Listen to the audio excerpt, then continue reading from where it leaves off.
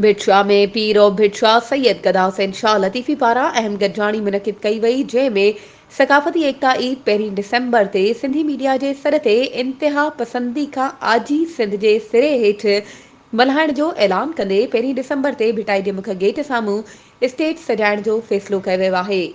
सैयद गदा हुसैन शाह जो ॻाल्हाईंदे वधीक चवणु आहे त असांजो प्रोग्राम एकता ईद लाइ हूंदो आहे ऐं सक़ाफ़ती रैलियुनि मथां छम मण गुल निछावर करे सक़ाफ़ती शयुनि जा स्टॉल ऐं जानवरनि जी नुमाइश बि लॻाई वेंदी। हुन चयो त हर साल जीअं एकता ॾिहाड़ो भरपूर जोश ऐं जज़्बे सां मल्हाईंदासीं। इंतिहा पसंदी खां आजी सिंध हिकु बहितरीन स्लोगन आहे। सिंधी माण्हू इंतिहा पसंदी जे ख़िलाफ़ रहिया आहिनि। भिटाई सरकार इंतिहा पसंदी जे ख़िलाफ़ अॼु खां 300 साल पहिरियां पंहिंजे कलाम में खोड़सारा बेत ॾिना आहिनि, जंहिंमां सिंधी माण्हुनि खे अमन मुहबत ऐं भाईचारी जो पैगाम मिले थो। सिंधी क़ौम हिकु महिमान नवाज़ ऐं पुराणी क़दीम सक़ाफ़त रखंदड़ क़ौम आहे।